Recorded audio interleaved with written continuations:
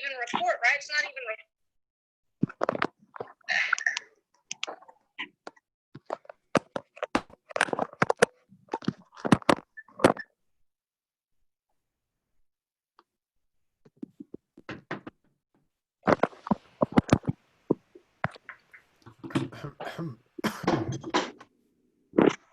Hey. Hey. Hey. Hello. Hello. Buongiorno. Hey, everyone. Oh, gee. Good morning. Good How is morning. everybody? Morning. Hi. Hi. Hi. Surround sound right here. Hello, hello, hello. Where's all. John? Oh, he's there. How's Gotta mute everybody myself. doing? Doing well. Doing good. Caffeinating. Yes. Good idea. I should do that too. Mhm. Well done. I need some caffeine. I will Oh my god. Yeah, How's everybody? Hello. Hey. Hey. Hey. Hang on a sec. Let me just make sure I get the audio right here. We're gonna make everybody shut up now. If you live Maybe in in a the second or two here. 90210. But I'm not going to tell anybody to shut up. Hey, Oh, look at We'll that. use more polite verbiage. if you're a 323 or a 310,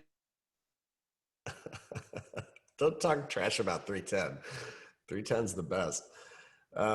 So I apologize. I literally don't know what happened. It was one of those nights where I fell asleep and I don't think I plugged my phone in and the phone battery died. And then literally I wake up this morning and I'm like, oh, I feel a little groggy. I took a melatonin, but that's nothing unusual. I do it every night. And I woke up and by the time my phone battery, I went to the bathroom, came back, my phone on, it was like, oh, 10:08. I'm like, what? It was just like time warp. I don't know what happened. I'm so sorry for leaving anybody hanging out to dry here. So yeah, I don't know. I must have slept like 12 hours or something like that. I guess I needed it. So anyways, I am so glad to be here with you all. I'm probably going to be a little less chipper than usual because I haven't had my coffee yet, but I do have some water. So I'm going to just take a drink of that. Anyways, hope y'all are having a good week so far. I think I was just way too cool yesterday. It was too much cool for me yesterday, and then I needed to sleep it off or something. I don't know. No, I don't need coffee. I'm good. I'm here for you. I need to answer your questions is what I need to do more than anything in the world right now. So if you have questions, I might have the answer to it, and one of the mentors might have an answer to it. I don't know if we have any of our mentors on the call. I see you there, Michael. Good morning. And yeah, let's get this thing going. Who's got a question? What's up, Ari? Hello. Good morning. My first question is, why aren't you taking our advice and getting coffee? We're all good, bro. Get your fucking caffeine. It's okay. It's all good. No, I'm serious. All right. So my question is, what's the meaning of life? Can you handle that right now? No, sorry. I actually would have an answer for that, at least my thoughts on it, but I don't know. If it's 42, it doesn't count. No, but I have a serious question. So I've been, as I'm nearing the edge of my producer search and I'm starting to send songs out and things are starting to come back, I'm getting closer and closer to being able to put stuff out and start pitching it, which means that I need to have a construct to house all those things in because I'm writing across multiple genres. And so I now understand the whole split situation because of your explanation last week, which has let a huge load off my mind, which was awesome. But now I have a new dilemma, which is that I don't quite know what the wisest method of approach is for releasing things in terms of artist names and monikers and production companies. And so the way that I've understood it up until this point is that if you're planning on releasing things across more than one genre, like more than one brand sound, I guess, then the wisest move is to start a production company, even if you're not producing anything yourself. It's just a place to house all those different things. Like you have Taxi Wax and you have all those different artists that you're like a part of. Well, yeah, just because you're not a producer doesn't mean that you can't have a music company. Yeah. Cool. So that's what I'm planning on doing. And so yesterday I was talking with a co-writer of mine. I have a couple of people that I write with on a regular basis now from this Mhm. cohort, which is Okay. super cool. And what I thought was going to happen is that we needed to create a moniker that represented the both of us as an artist, so that when we put out a song that we both wrote, it would be under that name. But she said that her idea was that we would both have our own individual artist monikers, Mhm. and that when we release a song, we would release it under like it's written by, or the artist is listed as two artists. Like when someone does a collab with someone on Spotify, it has like Okay. a couple artist names. And there was another suggestion that she had that was like to release it under her artist name because she's doing a lot of pop stuff. And I have no personal preference in regards to like ego of whose name is on the artist or whatever. I just want to know what's the smartest move in terms of branding and marketing on myself, and also what's the least amount of work that's necessary. Like I don't want to do a bunch of branding for an artist name that you think might be spent doing something else. If that makes sense. Like if I don't need to build a brand around an artist name I'm going to use one time or something like that. I just don't even know how far these tree branches reach out even. If that makes sense. Well, you know, I basically covered in the curriculum all the things you'd want to do kind of basically for something if you want to, you know, do something basically for a brand. So I would say like, you know, any one of these artist monikers, if you made 50 artist monikers, obviously you're going to have to be selective because it's going to be a full-time job just creating a brand identity for 50 different monikers. So, you know, you'll have to be a little bit selective there, but otherwise you're going to have to, I would just say like knock them out one at a time as you can. Okay, so then I should make a moniker for each thing and build a brand around that. I think it's the best move if your music doesn't have a coherent running thread through it that can fall under one moniker. Yeah. Wow. Okay. So like how far does that, because I watched that curriculum session and I took notes, so I'm aware of it, but like how much of that would you say is the bare minimum for having something that will be professional? Well, Because you think about it from their perspective. You know, you send something to somebody. Are they really going to go and check and make sure that you have a website up? Are they really going to check and make sure that you have an Instagram up? Some of them will. Depends on the brief. They might want somebody who's got an Instagram following and all that stuff. That goes way past the purvey of what we talk about here. So in your experience, though, like in your personal experience, what's the bare minimum that makes a moniker look professional enough to work with? Like the bare cool sounding moniker with you know, an album cover and good, more than anything, great sounding music, you know. Well, like not even a social media page, just as long as it's like the name is solid and the album artwork is tight. Yeah. That's it.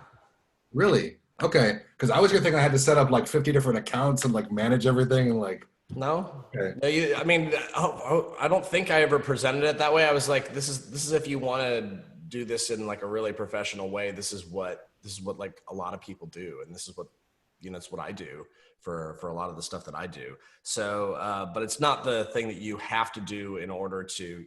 It's not like you have to do it. You know, it's going to make if you want to create a brand, this is how you go about doing it. Especially if you're going to be releasing music, you're going to want more of this stuff done. You know, because as you release music, you need to kind of have this stuff ready. No, that totally makes sense. And you didn't mislead or anything with that. It wasn't like you made it seem that way. I just based on, because I'm looking at your model as an example of what to do for me specifically, because I'm trying to do different genres and eventually produce stuff and whatnot. So I was looking at your pages and seeing what you've done, and I couldn't quite figure out what the right level of investment is in building a brand around just a moniker would be. But that's cool as long as it's like interesting. All right, sweet. That relieves a lot of pressure off. Nice. Great. Thanks. Man. Yeah. Elizabeth, how you doing? How are you? Can you hear me? Yep. Okay, good. Good. How are you? Great. Waking up. Yeah, me too. Okay, so my question is, I recently recorded 3 tracks in a studio, and 2 of them two of the songs I wrote myself, and I have full songwriting and full master on those, as far as I understand. Okay. And then the third one was written originally by Elise Trow, who who played drums on the tracks, and the producer Gary. So they wrote the original song, but then Gary and I had a session where we kind of like altered a few things, like we added a bridge and like a breakdown thing, and I changed up the vocal melody a tiny bit. So as far as I understand, I would get the full master and they would split the songwriting, but like, should I try and get some of the songwriting credit for something like that? Or is that like, I guess I'm just not sure like how much to ask for in that. Oh yeah. Well, so how much, what were your contributions to so did they bring a song in and then you worked on it together? Yeah, so they wrote a song together back like when Elise was releasing her first album, but they just didn't include it. And so Yeah. I'm the first one to cut it. Okay. So, and what was all that you did to help? So yeah, basically Gary and I together like added a bridge or like kind of like a breakdown to the song. So I don't know, I guess it's really more about arrangement. I didn't like add any lyrics. Okay. And the breakdown doesn't include any new content. It's just a different part of the arrangement. Yeah, kind of. It's just, it's not like a new typically, here's where like, as a producer, I'm a writer and a producer. And when I'm producing somebody, if somebody brings something to me and like, I have some cool arrangement ideas, or I have cool, like, kind of as I'm producing the track, kind of melodic ideas that kind of counter melodies and stuff like that, I don't really consider any of that writing. I just consider that's just something that a producer does to kind of give the song the best shot that it can. So it sounds like to me, you more worked on like the arrangement of it, and we're kind of acting as a producer in a way, a little bit. Yeah, that makes So I don't know if that really, at least in my eyes, would merit like asking for writing credit. But that's just my 2 cents on it. Okay. Yeah, I was just gonna figure it was theirs and I would take the master, but I don't know. I've never been in that situation, so I just thought I'd ask. No, it's a good question, because like until I got enough situations like this under my belt, I didn't really quite understand any of this stuff. Actually, I didn't understand any of it when I was first starting out. I'm like, oh wait, is this writing? Is this not writing? What's this constitute? And then just over time, you learn, oh, okay, this is just kind of part of the job of like somebody who's arranging the song as a producer, and then writing. Even with writing stuff, it's weird. Like I'll sometimes like make a suggestion or two that I feel like really makes a huge difference with the song. And then it's like, I don't really care. The writing isn't that like, is it really worth it for me to ask for 5% of the writing? It's like, it just makes it more paperwork. And like, I write tons of stuff all the time. So it's like, I kind of think of it like, it's like we were talking about yesterday with Be Cool. It's just like, it's just like being easygoing. Part of that is sometimes just like, slightly letting some opportunity that you might have theoretically slip away. But I kind of see in the bigger pictures, it's like, it's part of being easy to work with. And I don't know. It's like, for me, I always have to balance. It's like, it has to tip past a point where I'm like, I really feel like I did a ton of writing in this, and I gotta ask for something more. But there's a way you can do that too. That's like not gonna like ruffle feathers. You can just like literally sit them down and say, hey, I know we went into this with, this was the understanding. And when we started working on this part of the song, I didn't really think that we were going to be doing any rewriting, but looking back, it seems like I did a little bit more than just producing here. Is this something where you'd be down to give me 10% of the writing? Is that worth 10% of the writing to you? And almost every single time it's yes. And sometimes they're just like, oh no, like, you need like, I'm going to give you like 25% or something like that. It's like, in my experience with it anyways, if you treat it from like, it's not trying to get every single thing you can get. And then it just like, sometimes it just comes back to you in really cool ways. And just, it's like, I don't know, I think it's just part of being like easy to work with. But I think the fact that you're asking these questions is really cool. And it's just like, you're not going in and saying like, oh, you're not talking from a place of like not having an understanding as to like what constitutes what, which I think is really super important. And it sounds like you're going about it the right way. So it sounds like you're super cool to me. Thanks. I try. Thanks for the question. Yeah. Hopefully that helps. Maria, how you doing? Hi, John. Okay, so I initially didn't have a question, but then Ari started talking about production companies, and then it just kind of like hit me. So forgive my rambling. No problem. So I have learned so much about songwriting and myself as a musician through this course, and I've been playing with writing for different genres that I've never written before. And I do have an artist moniker out there, but I'm starting to find that the music that I'm writing now, it really doesn't match the brand or the moniker that I created. And so I was like, okay, I'll start to make some other ones. And now it's starting to make sense to make a production company. And so my question with that comes is like, how does publishing work for that? Like, do I create a separate publishing for each moniker, or do I have an umbrella publishing for all of them? Or, and like, how does this relate to a record label? Because that was something in the future that I was thinking about, was like going into artist management and development. I want to help artists grow in their art. So I don't know. Well, the bridge of having a production company is not, it's a less of a bridge than going from being an artist to owning a record label, or, and if you own a music company, it's like, it's kind of the same thing in a way, except for you're not so much in charge of like the distribution. I think the thing that differentiates like a music company from like from a record company is you're not really handling distribution so much.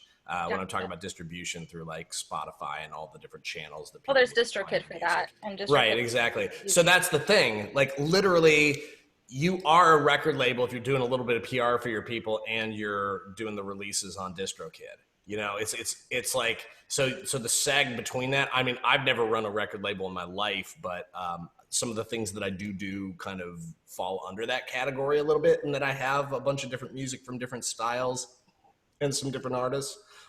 You don't need to create a different publishing company for each one. Okay. They're not going to know wait. your publishing company name is not that important. It could be Maria Rakenya Publishing, and your music company name could be something else. That might look a little weird when people are filling out the paperwork, but who cares? Like, honestly, like down the road, you could change it to whatever. If you end up having a successful music company, you could change your publishing company name, your existing one, to something else possibly.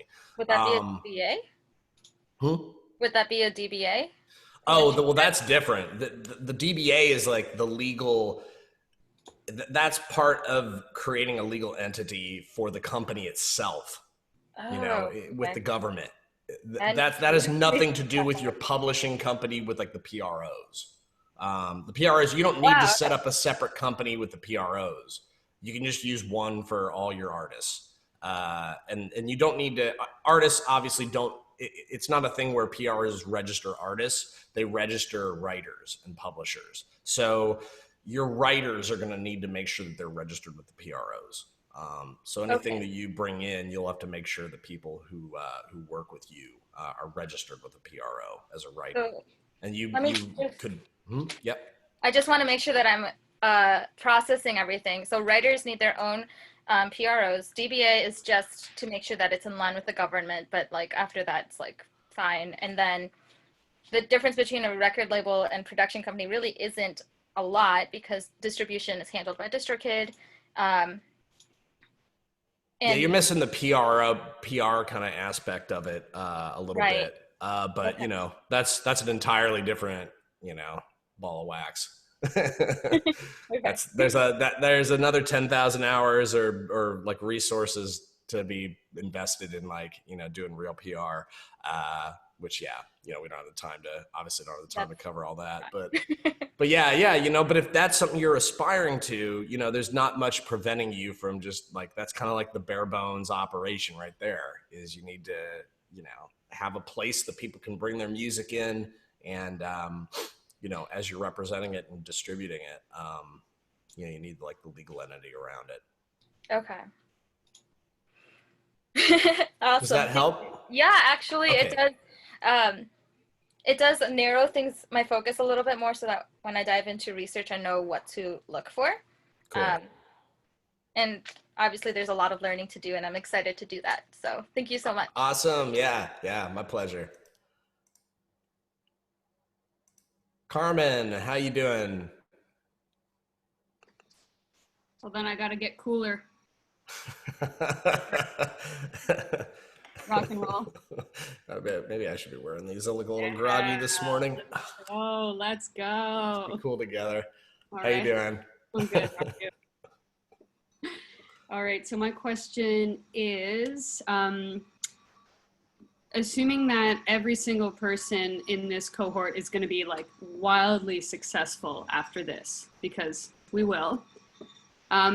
Looking forward beyond what we're doing right now, like how important would you say having like someone on your team who does like management or business admin? Like you've talked about having a manager in other course curriculum days, and I'm like, how valuable is that person to you? Like, what do they do for you? And do you recommend, like, as the ball starts rolling, getting somebody like that on your team? Because, you know, we've got like the writing and the production, but there's that like business admin piece that we're all clearly struggling with. Well, the business thing is something that you're going to grow as the success and the business stuff, you're going to grow in both of those. Not to say they have their own separate trajectory, but I think that, like, for example, having a manager, whether you're an artist or a producer, it's like, people who manage don't want to manage somebody unless there's something to be gained from it. So it's like, if you haven't had any success yet as an artist or as a producer, it's going to be hard to find somebody to manage you as an artist or producer until like you start to see some success. So it's one of those things where it's like, yeah, it would be great if you could get an awesome manager like right now before you've had something hit, but you kind of have to put the work in. And when you start to succeed at something, it just draws people's attention. People notice. It's like, I would say, like, I've pitched for like hundreds of briefs in my career so far. And I would say, like, there's tons of them that I didn't get. There's a few that I've gotten. There's relative to the numbers, but there's also like many that I didn't get. And there's also like an excruciatingly, seemingly large number of them where I almost got it. And then you find out a lot of information about it. But the thing is, like, each one of those is like, your information gets out there. The quality of the work you do gets out there. And eventually, like, that looks really good. And people are like, oh, this is somebody who does quality work.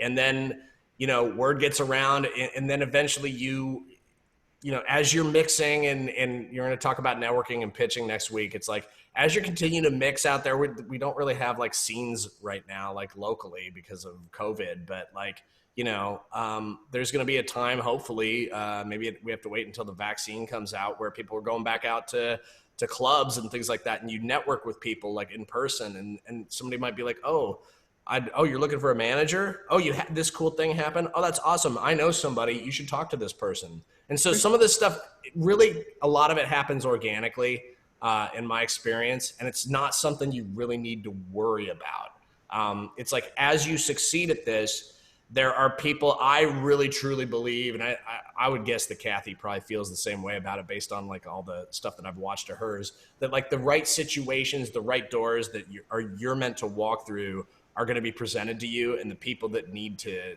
hear your music, they're going to hear it. And that, obviously, we're taking the massive action to make sure that as many people know what's going on as we can. But I think it's one of those things where, like, as you succeed, that attracts a certain caliber of like representation and all that stuff, and then it kind of climbs up together. That's been how it's worked for me. It's how it's worked for a lot of people that I know that have been successful.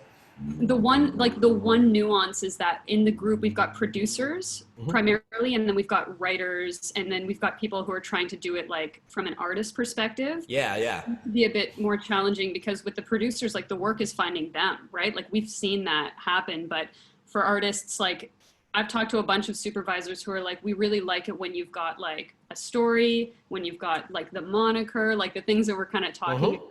And oftentimes when you've got like a manager in place, they're the people that are kind of helping you find those their doors? Like some agencies are like not accepting unsolicited material. So it's Yeah. like, is there a way to kind of like, you know, add to the team that would actually just like help you from an artist perspective? So that's kind of like, Well, I mean, until you have management, there's nothing wrong with you creating a management account. And I already talked about that for your brand, MGMT at whatever your artist name is. And then you can send out correspondence. You could literally have your friend be your manager, you know? Yeah. Have your significant other or a friend that you're doing projects with. If you have somebody that you do a bunch of co-writing with, they can be your manager. You can be their manager. And then it's not like the same person. So it's amazing sometimes how like just that one little twist of things. And it's not lying at all. It's just like it's literally like, I don't have a manager, so this person's going to be my manager. Sure. You just kind of have to like fake it until you make it sometimes with that. If that could help open some doors that might be kind of closed. Just the perception of things, I think a lot of times, especially for artists, it's all about the perception of whether something's cool or not.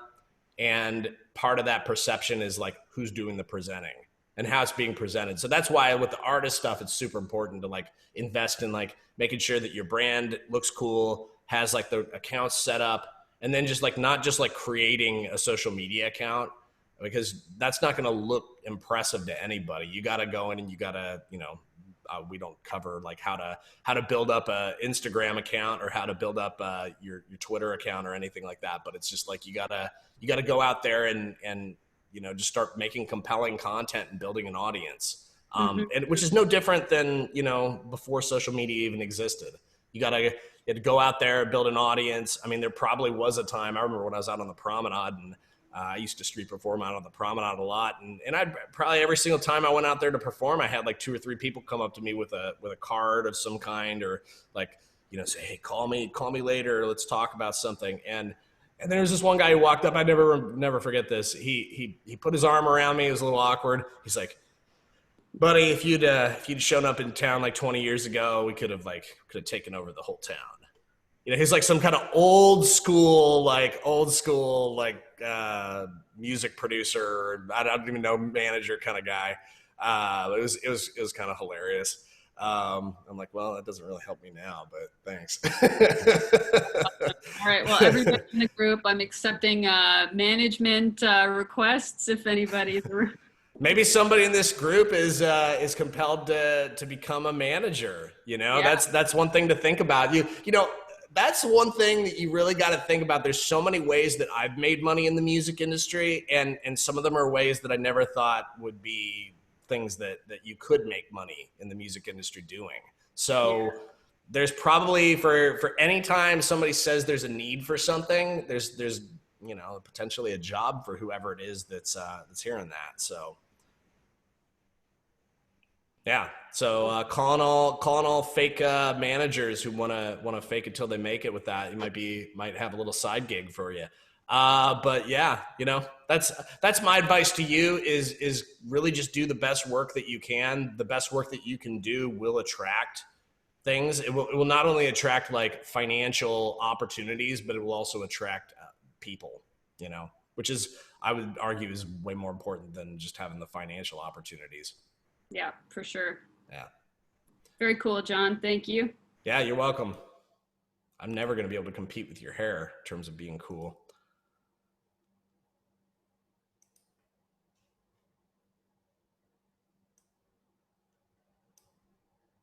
All right. Kamara, how you doing?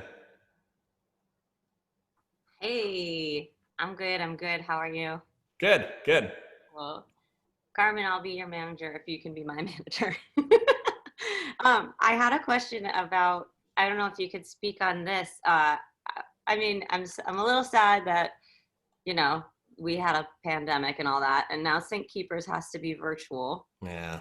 I'm curious if you can share anything about what that might be like, and especially in terms of the networking aspect, because that's what I was mostly excited about, to be able to go in person and meet people, FaceTime, Yeah. It's obviously it's different, we're bringing in an incredible lineup. I guess the one thing we've talked about this is that we were actually talking about Sin Keepers as a team yesterday. One of the things that's actually really exciting about this is because there's not the physical. We're going to have more guests come in, which is going to be really great because we don't have nearly as much overhead with what we would normally have with a physical event. So there's some bad things that happen. Obviously, like not having the in-person opportunities kind of sucks a little bit, but we're going to make it up for you. Anybody who got a physical ticket to the event, we're actually going to be creating an entirely, you're going to get an entire bonus day of the conference, which is going to be pretty sick. I'm not going to spoil any of it yet, but it's going to be super fun. You're going to get an entire bonus day of the conference. So that's one thing. We're expanding like things quite a bit this year in terms of, we're going to be doing like a happy hour mixer. That's going to be really fun, like a BYOB kind of mixer. And we're also going to be doing, an open mic. That's going to be really cool. Sort of a curated kind of open mic thing. More like a showcase, that they do at a lot of conferences. So, we're gonna be putting that together as well. There's gonna be a couple things that are gonna be like above and beyond what we've done in the past that we wanted to do in the in-person one. We would have done them in person this year, but even though we aren't gonna be experiencing that in person for this one, we're gonna still incorporate those elements in, those kind of social things that are gonna potentially lead. Like I would argue, yes, having the in-person meeting like the decision makers and like the VIPs, meeting them in person, that's really cool. And you get an opportunity to like make a connection with people like that. It's great. But I would argue the more important connections you're going to make at a conference are going to be the ones that you make with peers. That's just like, as far as my experience with conferences, that's like, it's way more important. And it's also like just what we've seen from past conferences that people have enjoyed the most and really gotten the most out of career-wise. So it's, you're going to get so much opportunity to connect with each other too. And that's going to be, that's going to be happening like the whole weekend. We got like a couple things planned around that as well to help like facilitate connection between you all. And it's just, it does suck that we can't have the in-person event because it's so fun. The last one was amazing. It was one of the most amazing things I've ever been a part of. But this is gonna be amazing too. We're gonna make this thing as amazing as we can virtually. Are you gonna be using Zoom for most of the things, or? Yep. It's gonna be a Zoom conference. Yeah. So get your internet connection ready. All right, cool. Thank you. Yeah, you're welcome. It's gonna be the 13th and 14th, and the bonus day is gonna be on the 12th for anybody who has a physical ticket. We're going to be releasing information on that soon. We're also going to be releasing information on like buying tickets if you don't have a ticket, if you're inner circle and would like to attend, as well if you're somebody everybody in the Feb cohort gets a virtual ticket to the 13th and 14th. And then if anybody wants to join in on the 12th, they can do that for a little more. But yeah, so yeah, that's the deal. And anybody who purchased a physical ticket when they came into the cohort, or they got that as a bonus, you're getting that extra day for free. So, cause you already paid for it. Timing is going to be like daytime. It's going to be, I think that the schedule of events is sometime around like 8 a.m. to like 5. It actually goes later than that because, but like the main programming is like 8 to 5. And we're going to take like an hour and a half lunch break. It'll be a day long kind of thing. Yeah. It's going to be super fun. Iris, how you doing? I'm good. Thanks. I was laughing at Nick's no pants comment.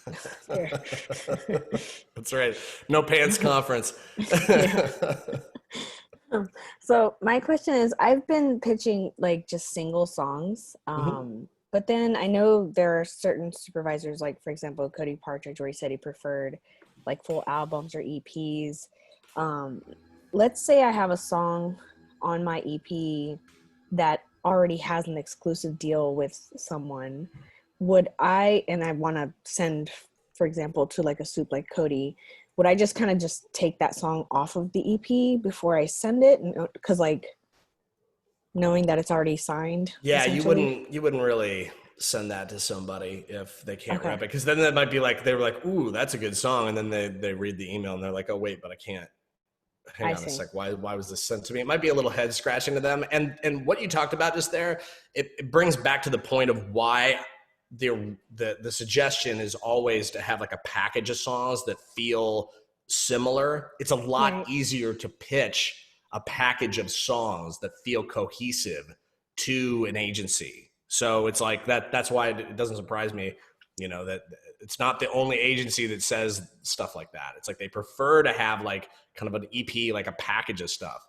It's Right. like I have a couple of projects that I'm working on right now. We're not working on a single song and then we're going to start pitching it around. We're working on like finishing an EP that's like really dope and then just pitching the entire EP around. Okay. Same thing with distributors. It works the same way with distributors. I know, a lot of the indie level distributors that I know, they won't even do single releases because it's like there's not really much of a story there. I But see. like an entire project, it's like it's more of a statement, It's yeah. Okay, cool. I'm just reading the comments. Everybody's asking how I'm here. Barely. I'm about to go take a nap. So. Are you in a time zone warp right now? No, I am in a baby warp right now. Oh, so. okay. Yeah, congratulations. Thanks. All right, John. That's right, Thank you. I forgot about That clears things up. No worries. that. Have a good one. I hear that doesn't last forever, fortunately. Hi, hey Ari, I see your hand up. We'll get back to you if there's time later. I want to make sure I get to everybody else. Alexandra, how you doing? Hi, how are you? Good. Good. I'm hoping to be as cool as you someday. Maybe someday it's gonna happen. And Iris, congrats! So excited for you. I can't believe your eyes are actually open. It's amazing. My question is, I'm working with a lot of artists that are also singers, and we've been writing all these songs, and we both want to release it as our artist track. Is there any conflict? Are you talking about like you both want like the exact same track, you both want to release it? Well, like on my voice, and then the other person I'm working with is a singer. Oh. Like, oh, it suits my voice, and so we're like, well, who should release it? We both want to because it means something to us. Is there an issue? Is that weird? I mean, I don't think it's as far as like indie artists go, it's not a huge issue because I mean, honestly, like, are either of you going to be investing in a PR campaign? Are either of you going to release this song and invest like substantial resources in getting it out there?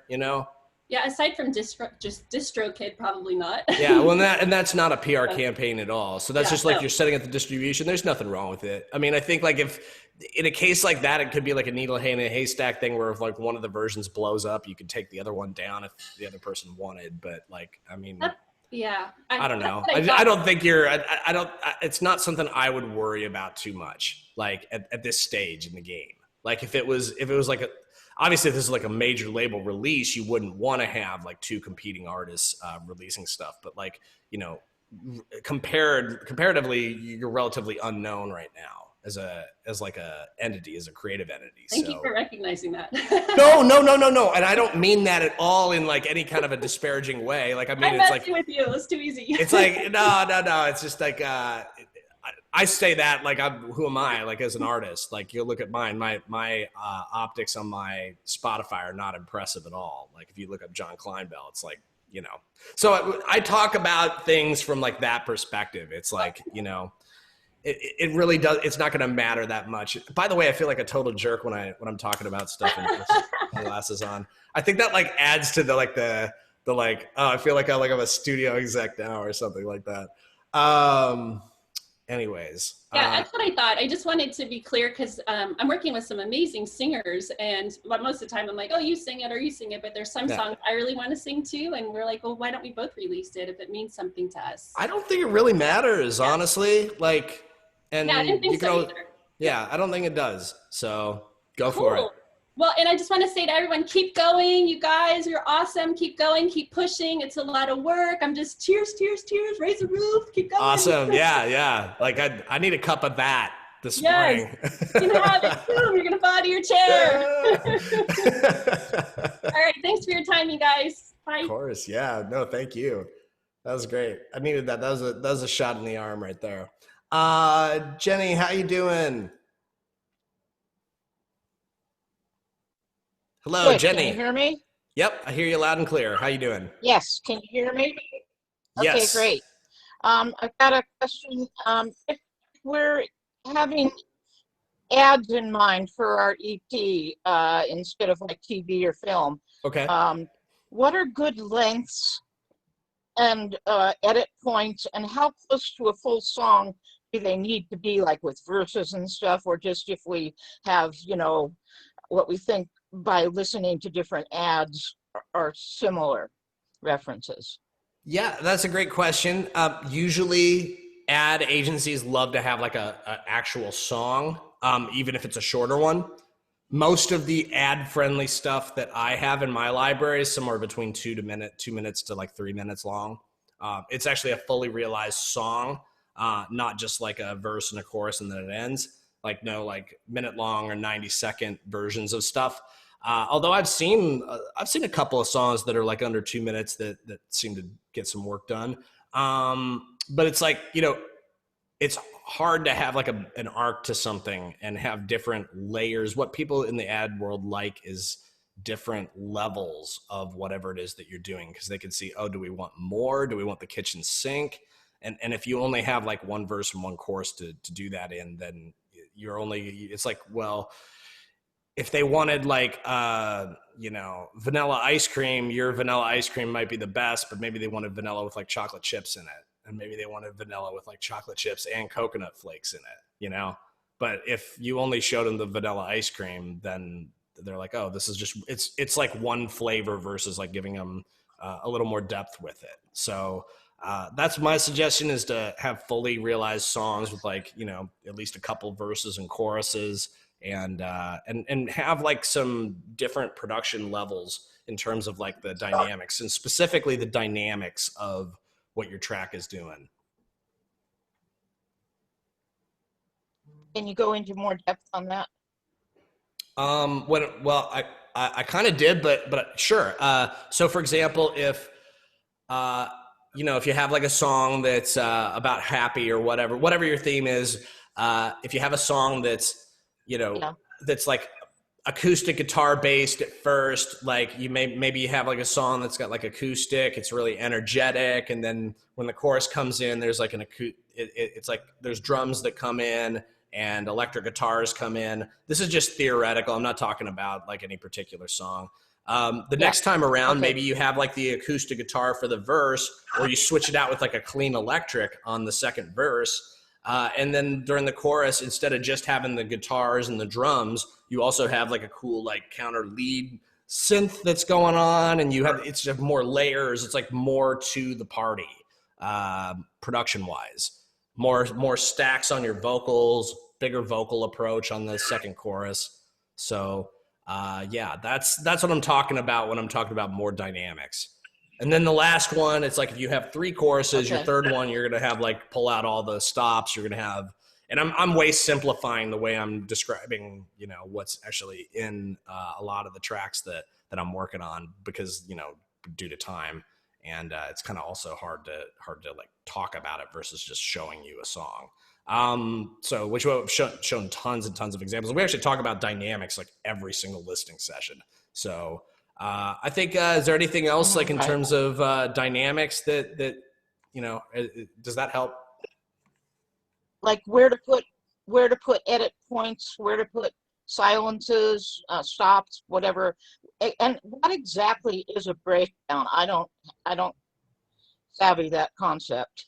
Well, breakdown's like it's okay. It's like a lot of times it's like almost like a down chorus, where it's like the same chorus, but it's just kind of like broken down into like, maybe it's just claps and vocals singing whatever the chorus is. But that's just like one way you could have a breakdown. You can have different types Okay. of breakdowns too. You can instrumental breakdown. There's just different types. It's just a section of a song that offers kind of like a very broken down experience of like the melody of the chorus a lot of the time.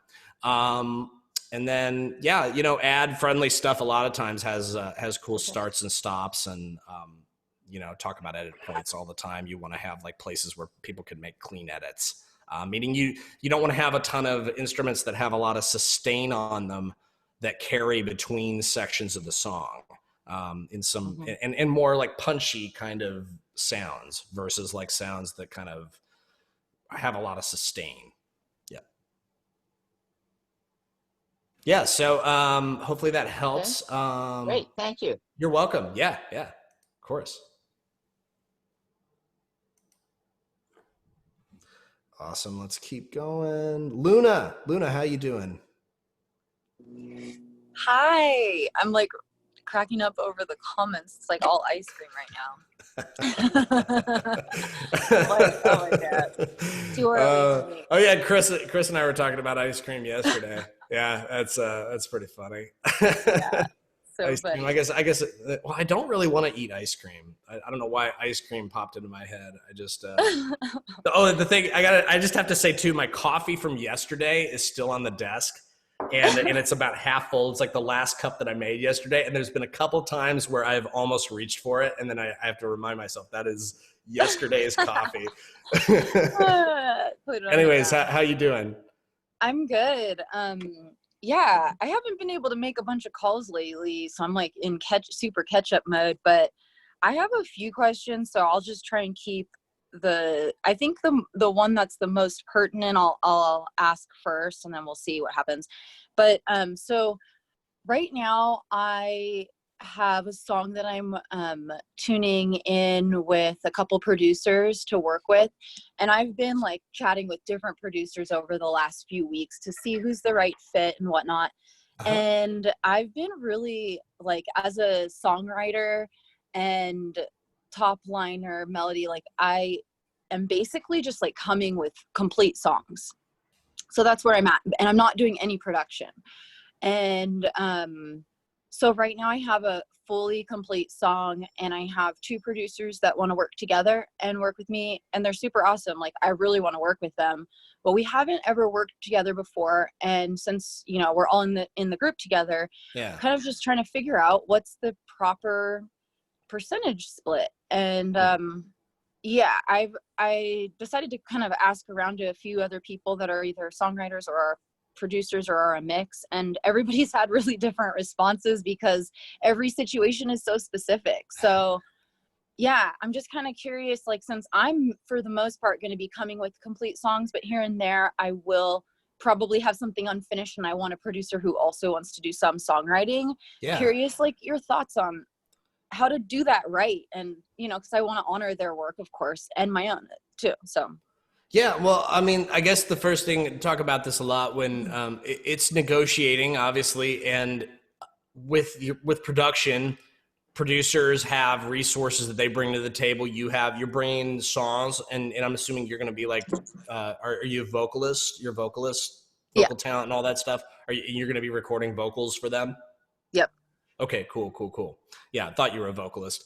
So if that's the case, you're bringing the vocal talent and you're bringing songs, and they're bringing, you know, production to it. So a lot of times if it's a thing where, you know, somebody's working with me and it's something that I am like wanting to do, you know, it all comes down sometimes to budget or to whether I have the resources and am able to produce something on spec. And usually when I'm producing something on spec, what that looks like is I'll just split the master with them a lot of the time. So in a case like yours, you know, theoretically, like if this was a song that I'm like, whoa, I'm blown away by this, and you know, this is something that I feel like could have some real potential with it, you know, it'd be a situation where, you know, sometimes it's like, oh, this song, if you're coming in And I used to do a lot of this stuff. Like, I don't really do much spec stuff anymore. But like, I used to do a lot of it when I was first starting out. And those situations, it was almost every single time I was just splitting the master down the middle. And then, with whoever. So if it was like your situation, you had 2 producers, perhaps what would be best is to like, split it 3 ways. And, they're not in on any of the songwriting, but, hey, it's, that's one way you could handle it. There's varying degrees to which you could do that. They could also come back and say, well, there's putting a lot of production resources into it. Might need to hire an outside mixer, might need to hire a mastering person, and then who's going to pay for that? I've had situations where people could only pay for like the mixing and the mastering, and they do that. Excuse me. Oh my God. Salud. I didn't get any warning on that one. Sorry. I don't know. Does that help? I know I'm just like kind of spouting off like theoreticals, but that helps me. I definitely I did a bunch of research on it myself too on my end, and I was just like, well, it feels like completely songwriting that I would be coming with, and I have paid producers and then given them less of the master, and that's how I've done it, because they're not asking for a full fee, and I appreciate that, because then also like I want to give them that, because then they have some incentive to do some work on it and like potentially pitch it or share it with people, which I want to give that incentive as well. So yeah, I think that makes sense in this case. I guess the only difference would be in the future. For example, if I had a song that wasn't as finished or needed a lot of arrangement help, which is definitely a thing, like then yeah, I would possibly give them a bit of songwriting if they felt like they were like, yeah, I really contributed a lot to that. It wouldn't, for sure. Can I ask one more question? Sure. Yeah. Okay. So I'm in the process of releasing artist tracks that could be pitched, and so this is related to that as well, just in case, anybody's releasing their songs. I understand that DistroKid, that's who I'm going with, for distribution, collects money, royalties from streams. What is Songtrust and SoundExchange? And are there any other, I started reading an article and heard about them, and I'm like, okay, what? Now this is a whole other thing. I'm like, and is there anything more I should know about? Yeah, I actually have like a document that, because I get this question quite a bit, and I didn't really understand. I don't really understand the differences enough to be able to rattle them off the top of my head, but I do have a document here that kind of talks about all of them. Where is it? Radical. Is it an article offline or no? It's something that I just like made. Sound cool. Exchange. There it is. Okay, so here's my understanding of it. Now, mechanical royalties are the royalties you would get from like DistroKid, etc. From like a site like Music Reports is another one that collects mechanical royalties. Non-interactive performance royalties is SoundExchange. Okay. And then interactive performance royalties are the PROs. So it was the last one. Last one was Songtrust. Songtrust is, I believe they're a publishing admin is what they are. Okay.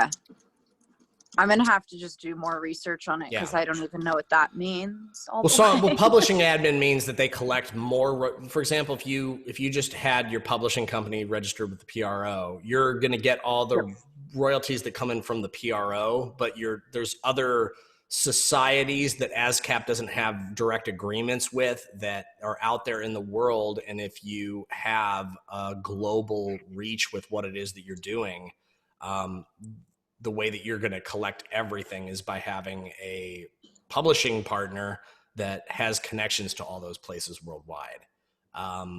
So that's where like a publishing company can really help. And so Songtrust is that? I don't know anything. I'm not sure about Songtrust. The reason why I'm guessing that Songtrust is publisher because we had a placement that happened through the agency recently where they listed their publisher as Songtrust. So I think it's something else, but I do recall reading that they also offer no, It looks like it's exactly what I'm talking about. Empowering. I look at their homepage and it says empowering 300,000 plus songwriters to collect publishing royalties worldwide. It's exactly what I was talking about. Oh, so okay. they're acting as a publishing admin for you to collect more of your royalties. Yeah. Okay. That's what it looks like to me. So they and that's the reason why I've never signed up with them. Like I've got like profiles and uploaded songs with almost all of these, and I've had songs that have had like worldwide traction on advertising and stuff like that. And you know, I haven't seen a huge amount of money come in from any one of these, but I've had a couple of them. I got my first Sound Exchange check like a few months back, so it takes a while for them to collect, but it's all real. Like there's these are all, I had a conversation with a producer that I work with all the time. We collab on a bunch of stuff. And he was telling me that there's like 14 different types of performance royalties. And it's like, but some of them are just so like, it's like fraction of a cent kind of things that could add up, but some of them, it's just like really hard to know even how to go about getting them. So, I think these websites, they pop up because there's some company that realizes, oh wait, there's a huge demand for collecting this type of royalty. So I imagine like down the road, we're going to eventually find a way to collect all 14 of those through an easy, you know, drag and drop interface. But until that time comes, we're all a little confused about what it is. You know, I've been at this for a while, and I'm still super confused by certain types of royalties and all that. But it's just like, as long as you put in the work and kind of tick off the main ones, you're going to collect most of the royalties. A lot of the smaller ones are, you know, it's not going to be huge amounts unless you're like Ariana Grande, then, you know, you've got like a huge corporate empire that's going out and collecting all of it for sure. Yep. Cool. Yeah. Okay, great. Well, thanks for all of that. I really appreciate it. You're welcome. You're welcome. Yay. Yeah. Okay.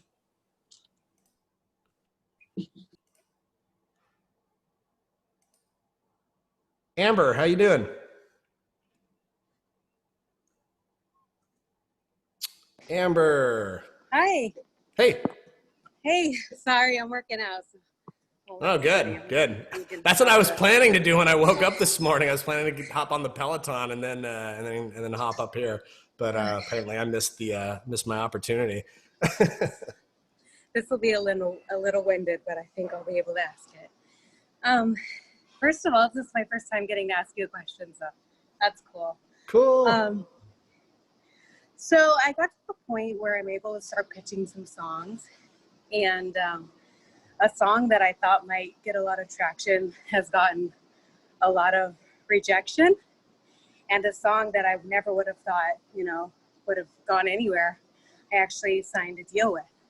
Sweet. So yeah, so I kind of wanted you to share your experience and your journey with beginning to pitch songs, and you know, the rate of rejection that you received versus you know, in terms of signing a deal or not, versus, you know, the percentage of acceptance that you got when you first started, and how you kind of honed that as you went along, and if that rate your rate of success increased as time went along.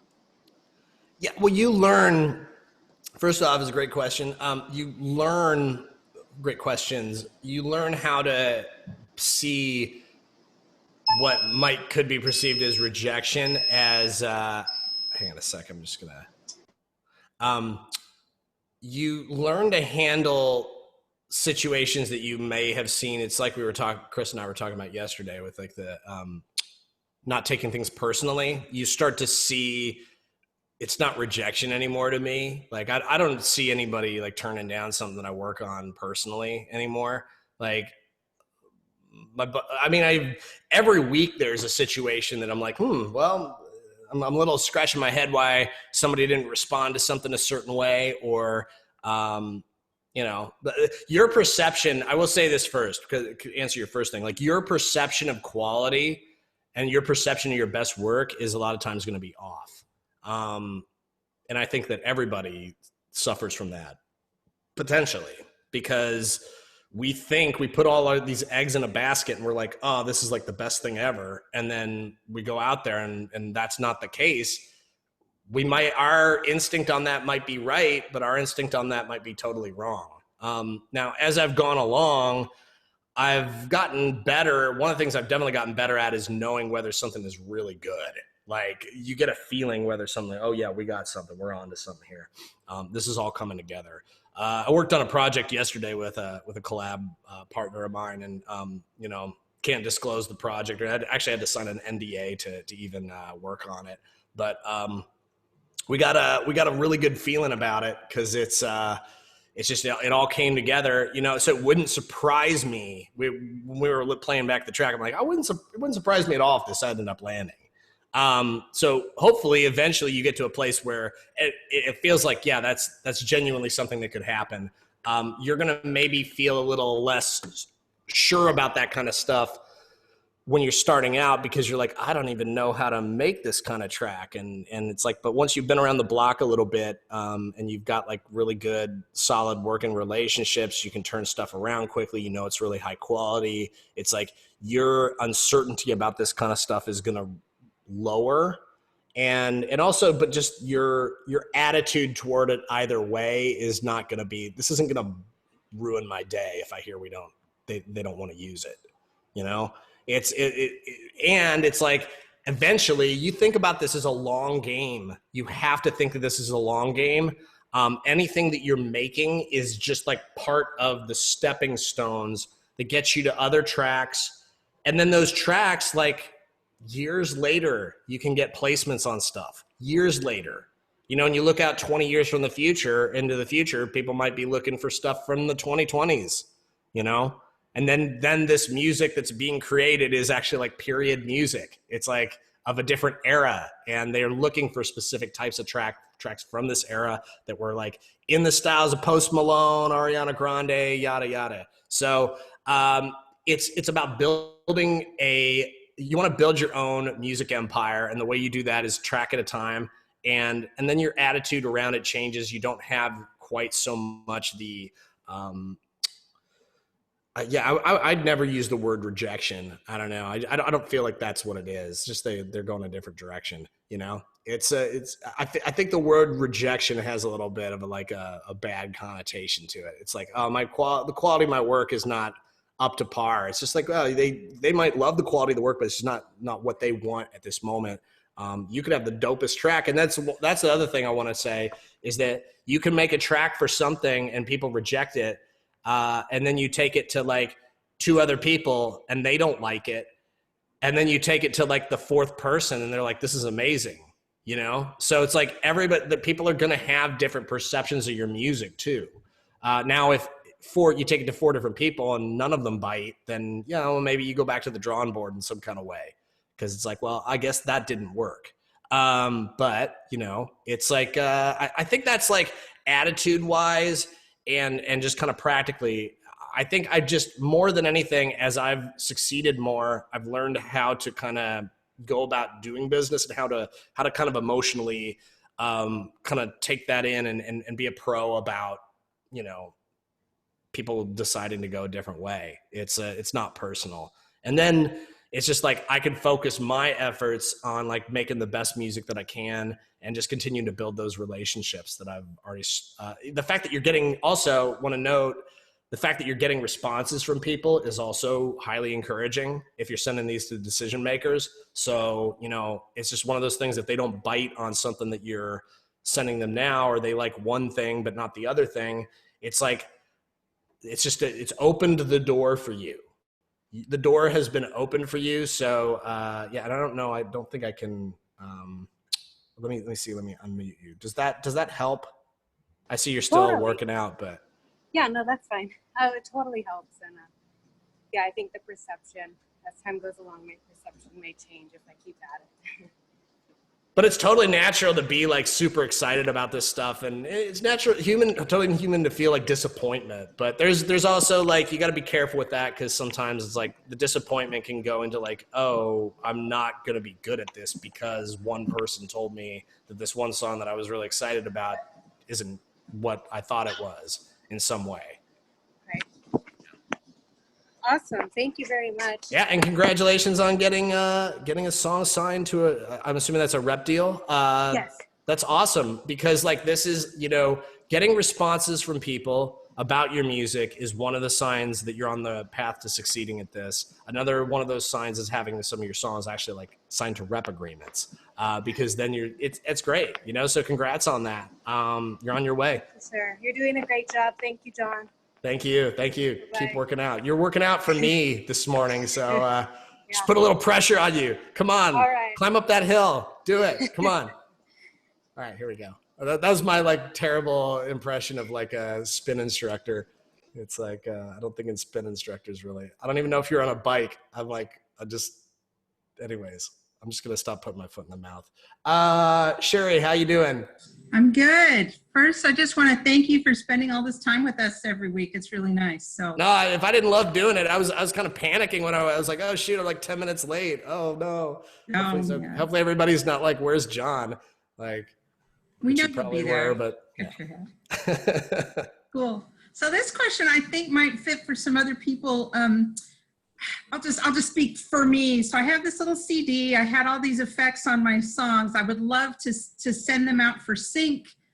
Is it better to go to the recording engineer and say, can you give me all the tracks without the ocean effects? Or is it more ethical to just re-record them, you know, do them in a different way and send them out? Because I know DistroKid has a thing about, you know, they have all the rights, or you know, I should go reread it. But am I making this? There were a couple questions there. It felt like to me, I'm not 1,000% sure what you're asking, but let me clarify on the first one. The first one you're asking, so you want a version of the song. You had like some kind of ocean effect at the beginning of a song, and you don't want that. You want a version of that doesn't have it. Right. Yeah. So do you have a good relationship with the producer? Yes. I would just ask them if they can, if they have the sessions. How long ago was this recorded?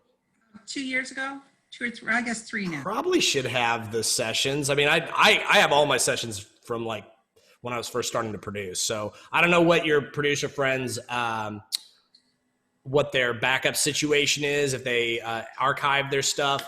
Obviously, like plugins and stuff can change. But you should be able. They should be able to get you a version without the ocean effect on there. You know, just ask them if it might be possible. You're like, hey, I'd like to pitch this stuff around, and you know. Okay, and then I guess the real question I'm asking is, if I do that, is that going to put me in trouble with DistroKid if I go out and sync these things? Because it seemed like within the DistroKid guidelines, there was a lot of stuff about, you know, we're the only ones that can. You know, you can't go sell this music on no, that's just distribution. When you're signing with a distributor, you're signing in. I mean, I don't know of any distributor that distributes non-exclusively. So what they're talking about is you can't go out and individually, after you work with them, you can't go set up music, that exact same song. You can't go and then put it up on like one of the services that they like Deezer or like Spotify or Amazon, all the places they distribute to. You can't set up an account with Spotify and start uploading your music directly, which is not easy to do. Like I mean, I don't really even know how to do it, but it is possible. You know, if you're setting up a label, you might want to have your own distribution. You might not want to use like DistroKid or something like that. But the reason why you're using DistroKid is because they make everything super easy to use. Awesome. But they don't care if we submit for sync. No, they don't care about that at all. They don't own any of the rights that you would need in order to sync something to picture. Has nothing to do with what they're doing. So like they don't take any of your publishing, they don't take any of your writing. And they don't own your master. Like if you gave somebody part of your master, then because your ability to sync something to picture is dependent upon who owns the publishing and who owns the master. So as long as you're not giving away the publishing rights exclusively to somebody, you still have the right to pitch it around. Awesome. And then just I guess a caveat, I saw a video that said if you don't say who owns the publishing when you go with a distributor, they'll automatically take it, or you might, I mean, I think I clicked, I guess that's you guys. So can I go back in and say, wait, I'm the publisher? I think that's just for cases where they don't have the information. Okay. they would just collect it on behalf of everybody, and then they'd probably hold it in an account and figure out like who do we owe this money to. But so that's why it's like when you're setting up your stuff on DistroKid, one of the things that's really cool about it is you can actually specify on DistroKid who are all the stakeholders in the song. So if you have multiple people who have action on the master, you can put that on there, put them as like part of a team on that song. And then when money comes in, when mechanicals come in for that, they would like literally just like distribute it directly to you and to anybody else who is a master owner. That doesn't really handle the publishing. The publishing is more on the PRO side, but yeah. All right, thank you. That was great. You're welcome. You're welcome. Yeah.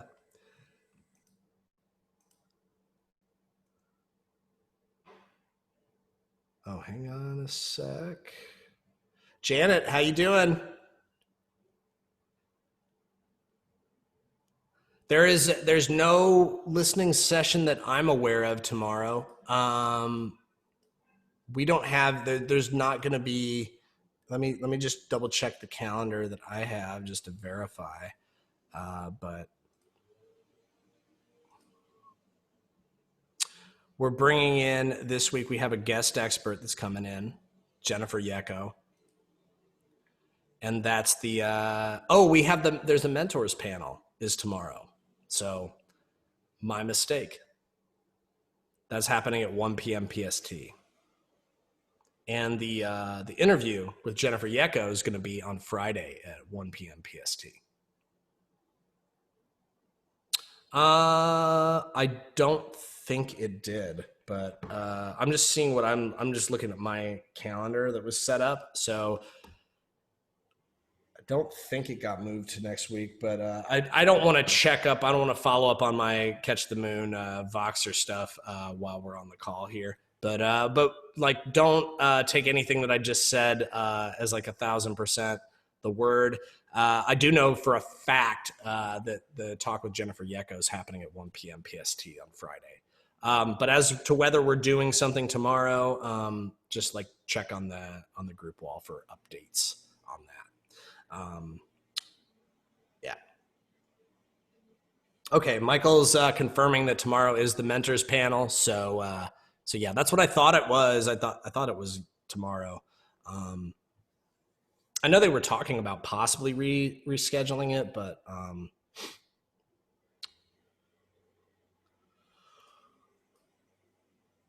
okay. So I think we got that figured out.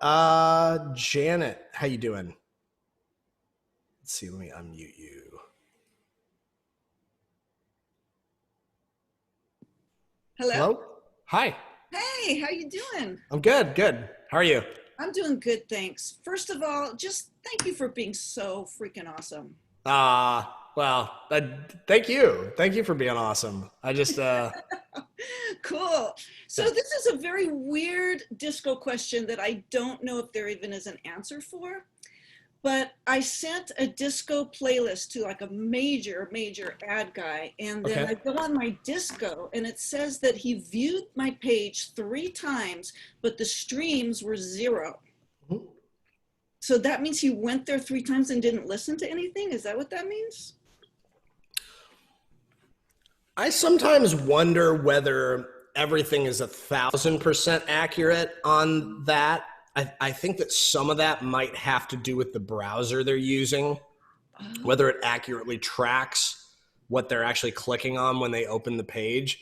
Because I've definitely had situations where I know for a fact somebody played stuff because they literally like talked to me about it afterwards, and it just didn't show up on Disco. One thing that Disco can't do is guarantee that like every single thing that they're doing on their end is like 1,000% accurately tracked. I would say that the fact that they accessed your page 3 times is a pretty good indicator that something got played on it. But I don't know. Maybe I don't know how Disco tracks. Do they have to play more than a couple seconds for it to count as a play? I don't really know how it works. So on that end. So, but I think like the fact that they accessed your page, there's I have noticed that there have been a couple of times where I know for a fact somebody played something and it just didn't like register. So I wouldn't like read too much into that. Anyways, like, but you know, that's my thoughts on that it's not always 100% accurate, but it's great. Like, I mean, it did track that it was opened for sure, like multiple times. Yeah. So, I mean, that's my thoughts on that, is that like, well, maybe they did play it and Disco didn't pick it up. Thank you. That gives me a lot of relief just to think that could have happened. Because I couldn't figure it out. Yeah. Yeah. So, you know, it's understandable, you know, but I think like, again, it's like the fact that people are opening your email. Did you send it via email or how'd you send it? Yeah. Yeah. So you sent an email, it was received, they opened it up, they probably checked out your music. Like, that's a good sign, right? Yeah. Yeah. It's a great sign. So, Thanks. yeah. Yeah. That's my thoughts on that. Cool. And thanks again to you for being so freaking awesome.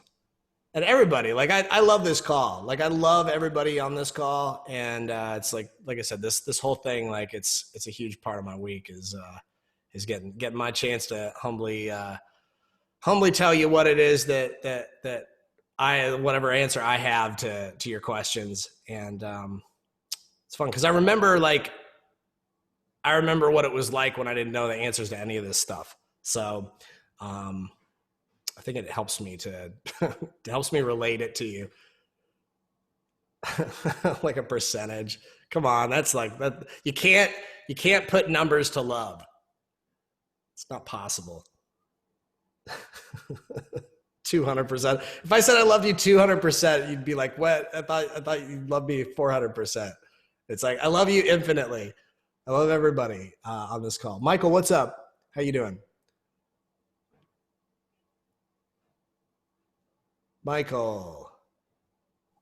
Am I there now? You are. Okay. I'm sorry. I'll turn my camera on. No problem, man.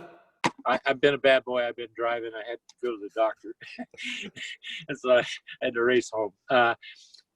I got a question. I'm sorry. I also farm. We farm quite a few farms. And so I was real busy in the spring. I'm way behind in my homework. But the question I have is, are the sync tickets still available? Because I would like to go to the conferences. I'd like that very much. Yeah. So, I mean, everybody in the Feb cohort gets a free virtual conference ticket. Oh, you get to go to the conferences too? Yeah, because it's just virtual. Okay. This time around, it's only virtual because of COVID and everything. We legally can't even hold the conference in person. So, yes. Anybody who buys, who like bought a physical ticket as a bonus coming into the course is going to get a bonus day. We're going to have an entire day of programming that's specific for anybody who has a physical ticket. And then that is going to be available to anybody who wants that on top. If that wasn't like a bonus for your sign up, you can opt into that. Okay. You can buy the right to attend that extra day that we're putting together. Okay, that'd be worth it. Yes, absolutely. Yeah. It's gonna be fun. I'm not no spoilers, but I think you're gonna love it. Okay, is it available on the website? Not yet. We're gonna be announcing all the details on that in the next week or so. Yeah, but the dates, you can put these dates on your calendar. Like, save the dates. The 13th and 14th of August is the main conference, and the 12th is gonna be the bonus day. Okay. Well, is it available on the website too? Not yet. We're in the process. Like, we were actually talking about that yesterday during the team meeting, updating the website and get that all going. Cause we've got people that we're in the process of booking for the event. It's going to be really fun. I think you're all going to love it. Okay. Well, the farming thing is an annual spring fall deal. And there's a little bit later. I had to do it here recently too, because there's spraying for the crops to keep the weeds down and everything. But that's cool. What kind of crops you got out there? We do corn and soybeans. Yeah. That's great. What part of the country are you in? Southwest Iowa. Oh, wow. I'm originally from rural Illinois. So my grandfather owned a 160-acre corn and soybean farm. Yeah. And we grew up on that farm. Yeah, we got 560 of our own, and then we rent a bunch more. So Amazing. Yeah. well, the crop That's cool. prices- I didn't know that you were a farmer. Yeah. So I just I mean, the first 10 years of my life, I was just running around a farm, and it was great. I actually I missed part of that, but I think it'd be hard for me to move back to the Wyoming, Illinois, the 1,600 person town that I grew up in. Well, our town's a little bit bigger than that. We live in town, but it's the fifth generation. I'm the fifth generation, so we've been doing it a while. So Cool, man. So, Well, great. Sync Keepers. Look forward to it. It's gonna be fun. Okay, great. Nobody's gonna want to miss that. Thanks. Cool. Floor's open again. Ari, what's up? You got another question? Yeah, I have a couple that were follow-ups to other stuff, but since we only have a minute left, I'm just seeing if there's something that's like actually urgent that I can't wait to ask till next week. Hold on, look at my notes.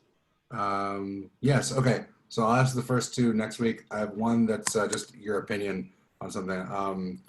How's my hair? No, I'm just kidding. What's your opinion on? I'm doing back-end deals with producers as well, like Luna mentioned earlier. That's actually what I've been doing for the last 2 weeks, is only that, because I realize that's like the only thing standing between me and pitching stuff is having someone that can produce it so I can have the work. So I've been interviewing I think I've interviewed like 40 different people to find people that can work off the back end who are able to do all the other things. And I've noticed that some of the producers, obviously some have agreed to the back end deal and everything else, which is great, but some have asked for like in perpetuity splits for in exchange for work instead of an upfront payment. And that, obviously I'm going in with an open mind and open heart because I'm asking them to kind of take a leap of faith on me. But at the same time, if hearing you and the other producers that are in the cohort and other mentors or producers, it seems like asking for in perpetuity rights to a song that you didn't actually write. It seems a little bit What do you sketchy. mean in perpetuity splits? Like instead of paying them up front, I'm offering a back end split, like 50% of the master with a cap at something that reflects whatever their upfront rate would be. And they would say, well, I'd be comfortable with that, but if only there was no cap, or if I had. I mean, just my professional opinion, it's a pretty big ask to ask somebody to front the production costs on something and then not sharing, like, if there's like large success with it, not sharing the success with that long term. But Okay. that not to say that you can't make those kinds of deals. There are people that might agree to those kinds of deals, but it doesn't surprise me at all that there are people that would negotiate back and say, I'm not going to do it. Okay. No, so that's fine then. So if I bring a song to a producer that I and whoever else I wrote the song with, it's fully written start to finish, and the producer's only doing production through mastering, they didn't actually write the song, it makes sense to you to ask for them to ask for in perpetuity split of the writing and publishing and the master with us. Everybody's going to have different opinions about that. So it's like there are going to be some, as you've found, some producers are willing to work with you with no upfront budget. Some producers are not. Like some producers are going to be willing to work for just like a cap split, which means like they would get a cut of the master until a certain threshold is reached. Others are not going to be able to do that. So it's not to say there's just no answer that I could give that covers every situation here. Every producer is going to be different. So I asked the question not accurately. I meant more like I was under the impression that the writing and publishing was for those who wrote the song, and the master is those who went into creating the master recording. And so if a producer is making the master recording but didn't contribute to the writing of the song, right? Then like that's still okay for them to. They could still be possibly owed part of the writing and publishing, and that's okay. I don't think I said that. Wait, are you saying that you're going to give them a part of the writing and publishing as well? That's what they're asking. Yeah, the in perpetuity meaning like a split of everything. Like they want part of the writing and publishing and the master, even if they didn't actually. I mean, that's not the kind of deal I would make, but usually, but like there have been a couple of times where like the only things it's all about negotiating. So if what you have to negotiate with, if you don't have it, like say for example, you had no money at all to pay a producer, the things that you could use to entice a producer to work with you would be offering to split the master. Obviously, you're probably going to need to offer to split the master. But if you had to, if there's somebody you really wanted to work with, you could also offer to give them a cut of the song, the actual song. And I don't think there's anything ethically wrong with that. I just don't love doing that. I've only done it like once or twice. Yeah, it's just like, it's not something that I usually, when somebody has something that I really like want to work with, it's like we figure something out, we figure out some kind of, there's usually some way that we can negotiate without involving me in like the writing and publishing. But it's, again, like it's going to be every producer is going to ask for different things. They're going to negotiate from different points. And I think that it is something that people can negotiate with.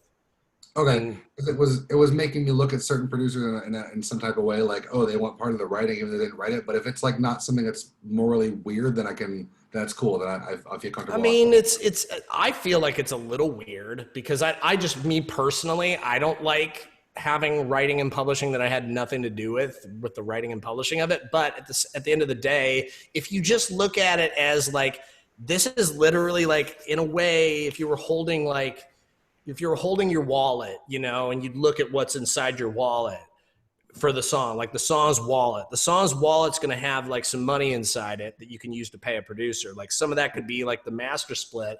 Some of that could be like the writing and the publishing. I would look at it if you look at it strictly from like the legal standpoint of like what is contained in a song that you could use to leverage with, it's something that's there. For me, it feels a little weird, but I've done it a couple of times.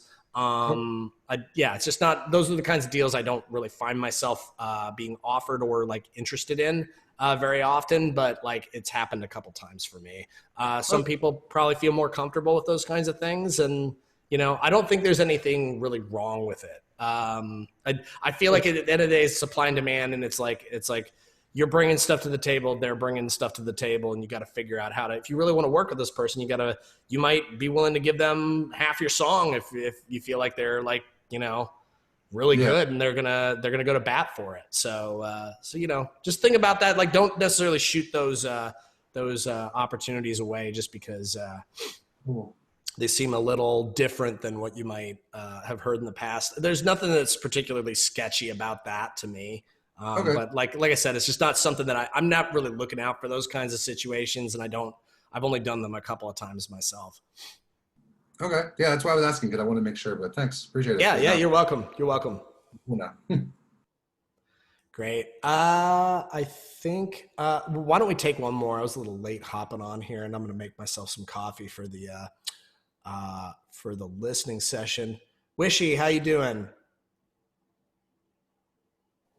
Hi. Hey. Hi. It's actually like my first time here, so. Hey, welcome. Yeah. Okay. So my question is, I would like to like sign up for a PRO, but right now I don't have like any song that is ready yet. Okay. So do you think I should like wait till I have a song that is ready and then after sign for PRO, or do I just go right now? Like, for me, it's like it's kind of the equivalent of getting a driver's license if you want to know how to drive. It's like it's in the professional world of like being a songwriter and in the music industry. It's just one of the first things you want to do. So I'd say like even if you don't have songs ready yet, do it. Like, because what it's going to do is it's going to like, you're going to put, it doesn't cost too much, but you're going to put a little bit of money down and you're going to be like, this is I'm turning pro with this. I'm going to like, this is like the first step I need to take in order to become a professional. Yeah. It's like a step to take to it. Yeah. Yeah. So I think for me anyways, my advice to you would be to just do it. Even if you don't feel like you're ready. The financial stakes in terms of like how much you have to put up front, it's really not that much in the grand scheme of things. So, if you set up your writing and your publishing company with ASCAP, it's like $100. And I think with like BMI, I think it's like $50 too to register as a writer. And then, without going into all the differences between ASCAP and BMI, there's like, it doesn't take that long to do. It's really quick. So just do it. Yeah, I'm gonna like look forward to do it. Thank you so much. Awesome. Yeah. I'm glad to have you on the call here. Quentin, I see you here. Hopefully we'll get your question. Maybe you could just like DM me your question or something like that. Sorry, I had to get a little bit of a late start with this. Sorry I was a little bit late. I'm going to make some coffee and we're going to listen to some music here. But anyways, hope you're having an awesome start to your Wednesday, or like, I don't know, maybe this is like the end of your Wednesday, but I'll see you here in a bit for the listening session. Thanks for all the awesome questions. Thanks, Michael. I saw you in there on the chat, chiming in with helpful advice. And yeah, we'll see you soon. All right, catch you later.